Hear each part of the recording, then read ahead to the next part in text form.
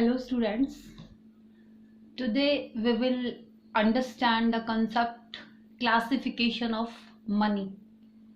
Money को कितने type से क्लासीफाई किया जा सकता है? बेटा ब्रॉडली ना मनी को क्लासीफाई किया गया है 3 कैटेगरीज में. First of all metallic money, next one is non metallic money and next one is credit money. जो मेटेलिक मनी होती है ना बेटा, वो 2 टाइप से होती है. एक होती है फुल बॉडीड कॉइन्स और एक होती है token coins. Non metallic money जो होती है ना बेटा, वो 3 टाइप से होती है. एक होती है प्रेजेंटेटिव पेपर मनी, एक होती है कन्वर्टेबल पेपर मनी और एक होती है non convertible paper money. After that credit money के बारे में पढ़ेंगे. तो सबसे पहले हम मेटेलिक मनी को समझते हैं कि मेटेलिक मनी क्या होती है. देखो मेटेलिक मनी मतलब जो मेटल से बनी हुई है ना, तो क्या कहेंगे, made of metals is called metallic money. जो मनी बेटा मेटल्स से बनी हुई है उसको हम क्या बोलेंगे, मेटेलिक मनी बोलेंगे. Metals which are served as money were gold. बेटा अपने देश में ना, जो हमारे देश में जो मनी की टर्म में जो मेटल थे वो कौन कौन से थे, गोल्ड, सिल्वर और कॉपर. ठीक है, तो इनसे जो मनी बनी होती थी ना, उनको हम क्या बोलते हैं, मेटेलिक मनी बोलते हैं. नेक्स्ट है बेटा, जो मेटेलिक मनी जो होती है ना, उसको हमने कितने टाइप्स में डिफाइन किया था, फुल बॉडीड कॉइन और टोकन कॉइन. तो इनको पढ़ते हैं बेटा. सबसे पहले है फुल बॉडीड कॉइन्स. क्या होते हैं बेटा, फुल बॉडीड कॉइन्स जो होते हैं ना, उनको स्टैंडर्ड मनी भी बोलते हैं. क्योंकि क्या होता है, इनकी जो वैल्यू ऑफ कमोडिटी होती है ना, वो इनकी वैल्यू ऑफ मनी के इक्वल होती है.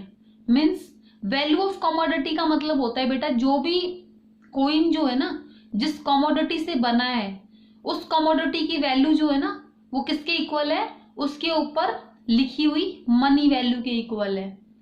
ठीक है, तो क्या बोलेंगे, the value inscribed on the coin. जो कॉइन के ऊपर लिखी होती है ना मनी की value, that is face value of money. उस मनी की क्या होती है, वो फेस वैल्यू होती है.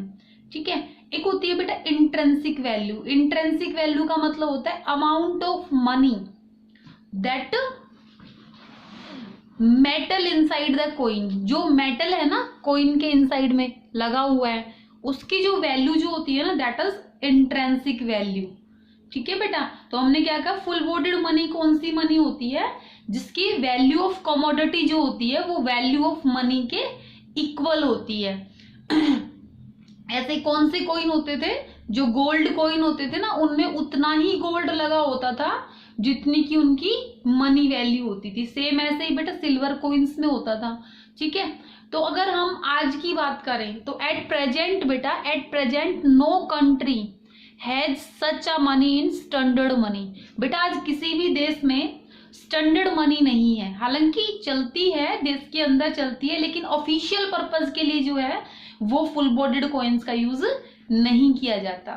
ठीक है, तो आपने फर्स्ट जो आपने पढ़ा, इसमें आपने पढ़ा full bodied money. Full bodied money में आपने क्या पढ़ा, देखो अगेन रिपीट करते हैं. फुल बॉडीड कॉइन्स जो होते हैं वो क्या होते हैं, स्टैंडर्ड मनी भी बोल सकते हैं हम.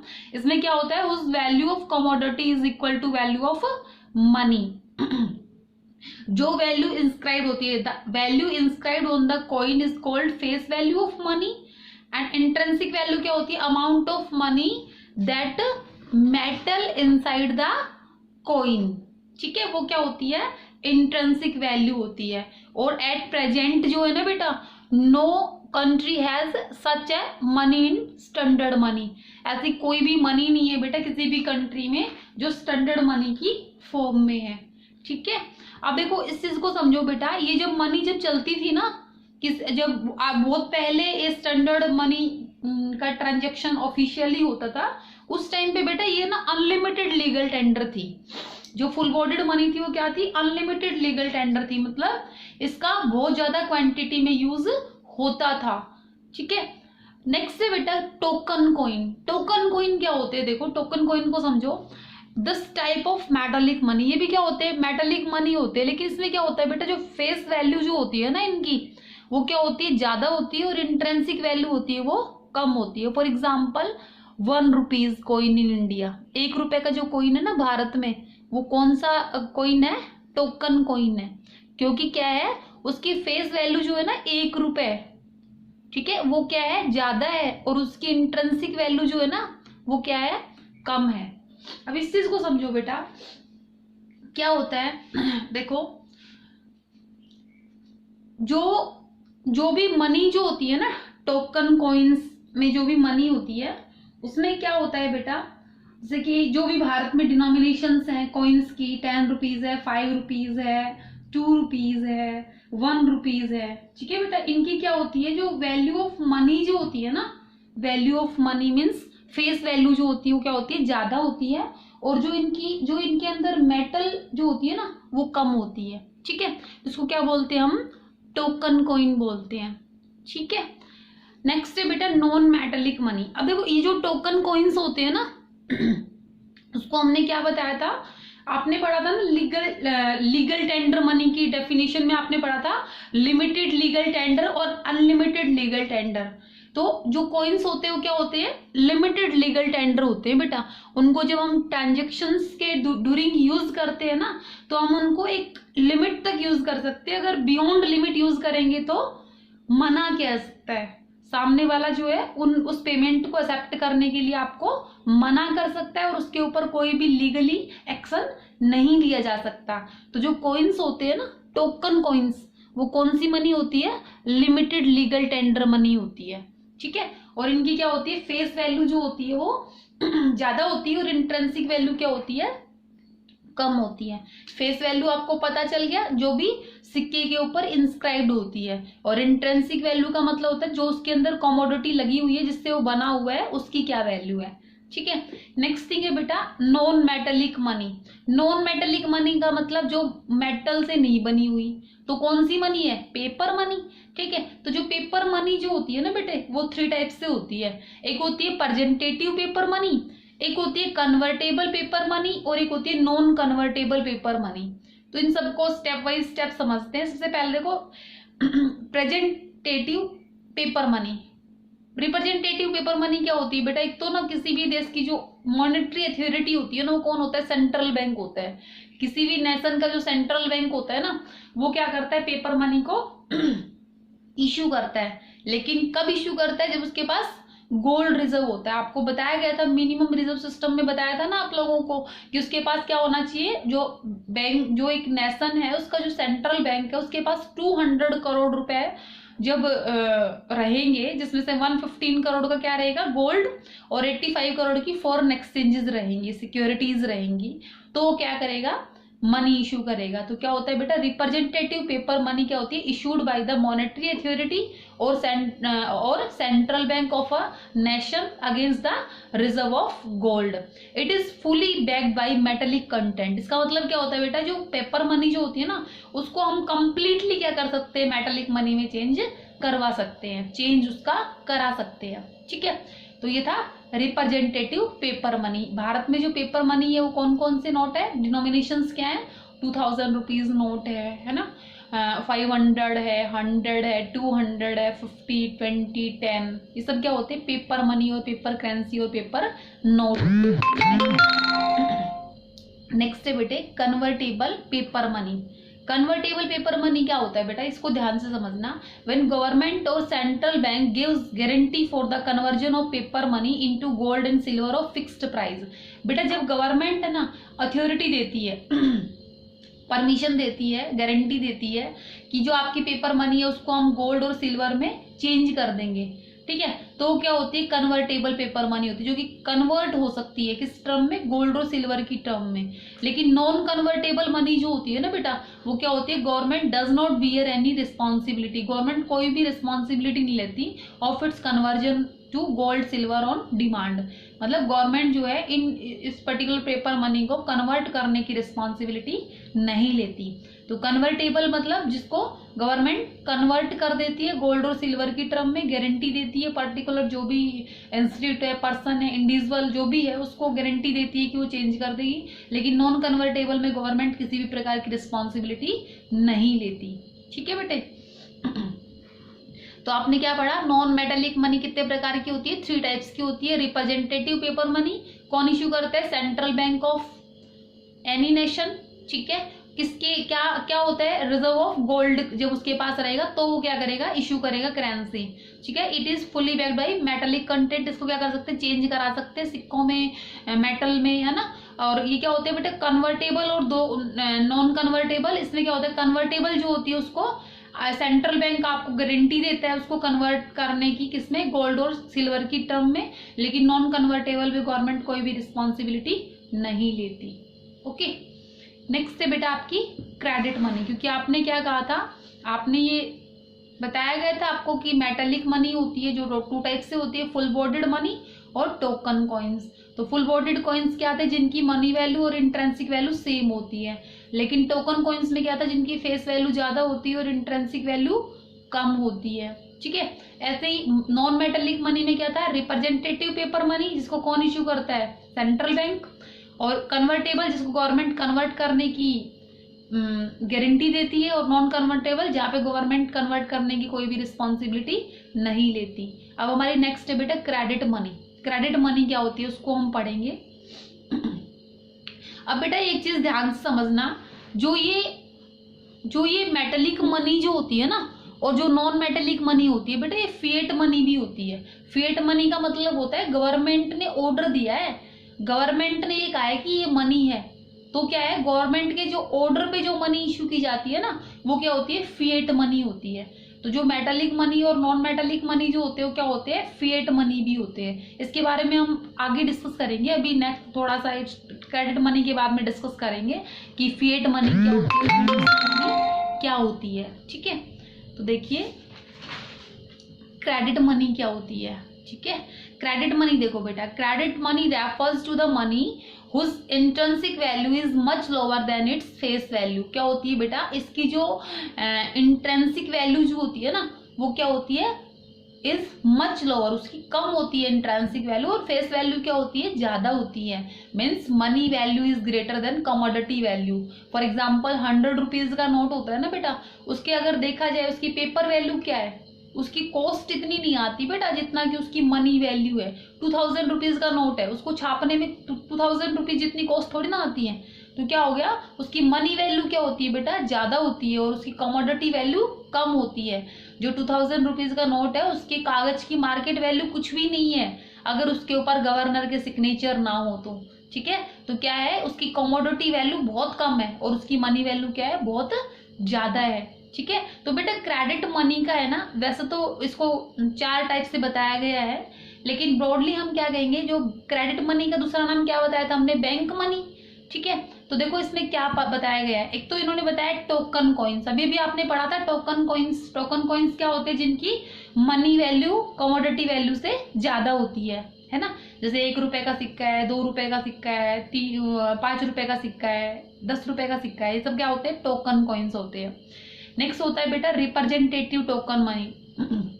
रिप्रेजेंटेटिव टोकन मनी में क्या आता है बेटा, जो भी आपके पेपर नोट्स होते हैं ना, वो यहाँ पे आते हैं, ठीक है। और ये क्या होते हैं, फुली बैग्ड होते हैं, फुली रिडीमेबल होते हैं, किसी भी कमोडिटी में इसको गोल्ड और सिल्वर में कन्वर्ट किया जा सकता है, ठीक है।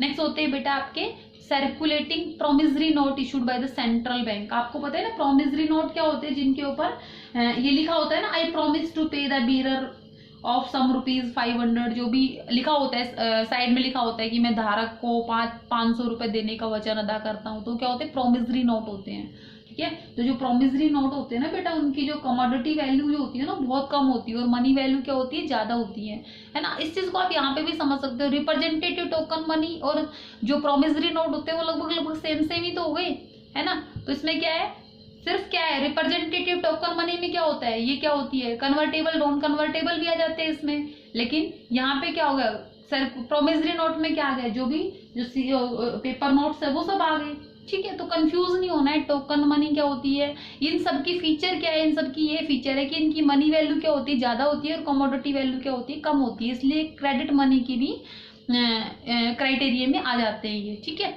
नेक्स्ट बेटा लास्ट होता है आपका डिमांड डिपॉजिट इन बैंक्स। बेटा डिमांड डिपॉजिट्स जो होते हैं ना, आपको पता है कमर्शियल बैंक के पास जो भी डिपॉजिटर्स होते हैं वो पैसा डिपॉजिट करते हैं, चाहे सेविंग अकाउंट की फॉर्म में डिपॉजिट करो चाहे करंट अकाउंट की फॉर्म में डिपॉजिट करो, लेकिन जब भी वो डिमांड करेंगे तो उनको विड्रॉ कर सकते हैं। तो कौन सी डिपॉजिट्स होती है? चेकेबल डिपॉजिट्स होती हैं।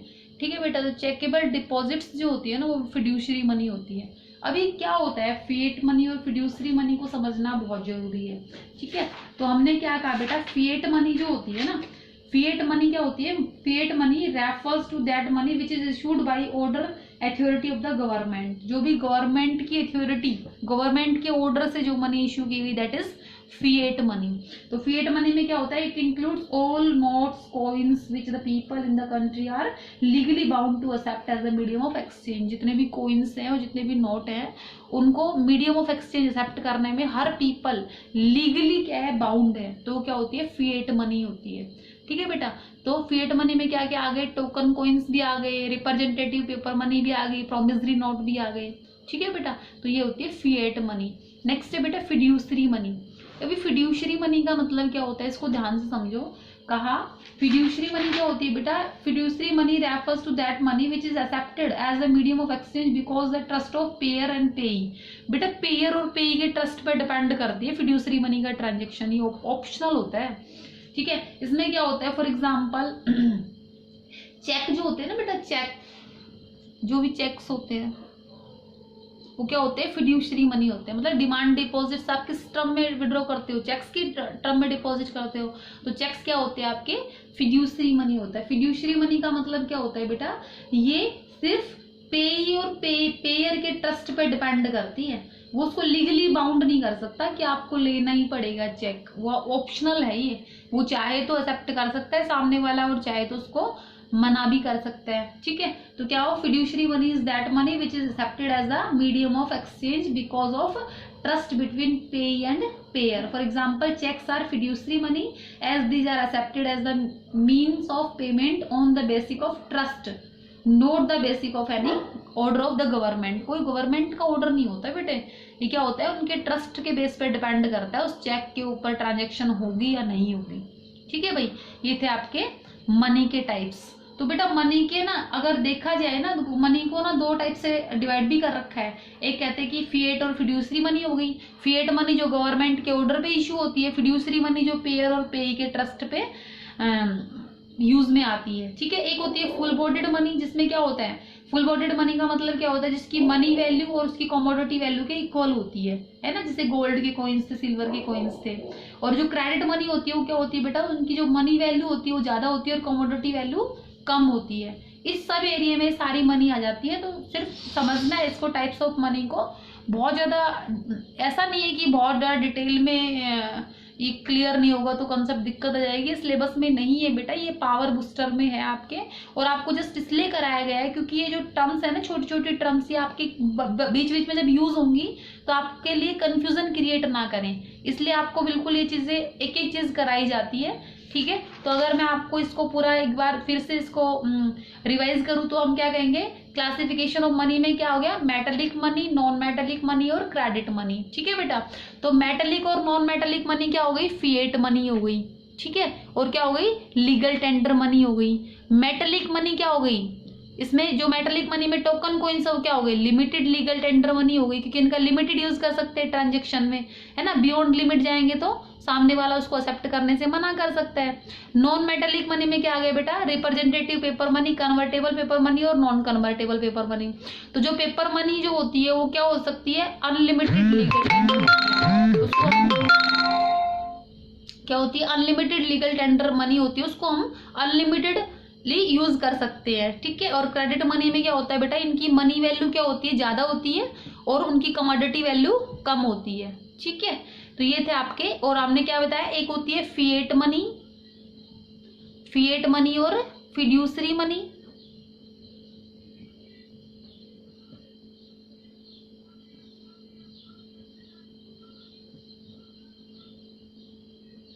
फिएट मनी जो गवर्नमेंट के ऑर्डर पे इशू होती है, फिड्यूसरी मनी जो गवर्नमेंट के ऑर्डर पे इशू नहीं होती, पेई और पेयर के ट्रस्ट पर डिपेंड करती है ना।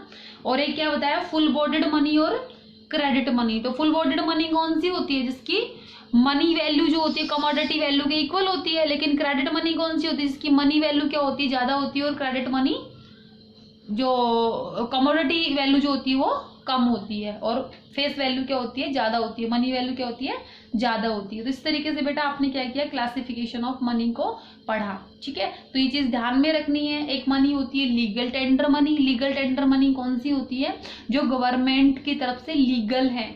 ठीक है, तो लीगल टेंडर मनी में क्या आ गया आपके पास, मेटेलिक और नॉन मेटेलिक, और इसी को क्या बोलेंगे, फिएट मनी बोलेंगे। ठीक है, क्रेडिट मनी कौन सी मनी होगी बेटा, ये ऑप्शनल मनी हो गई है ना। और इसमें क्या हो गया, ये क्रेडिट मनी क्यों है, क्योंकि इसका क्या है, money value is greater than commodity value. ठीक है, तो ये थे आपके टाइप्स, क्लासिफिकेशन ऑफ मनी। और बेटा बहुत ज्यादा टाइप्स हैं, अगर इनको बहुत ज्यादा और भी पढ़े तो बहुत सारी चीजें हो सकती है, लेकिन क्या होता है, सभी चीजें कहीं ना कहीं एक दूसरे के ऊपर मिक्सअप होती है, इसलिए इनको बहुत ज्यादा अगर क्लासीफाई करते जाएंगे तो कंफ्यूजन क्रिएट होता जाएगा, क्लियरिटी नहीं आएगी कंसेप्ट में। ठीक है, तो इतना इसको क्लियर करो, फिर नेक्स्ट हम आगे इस चैप्टर को बढ़ाते हैं। ठीक है, थैंक्स।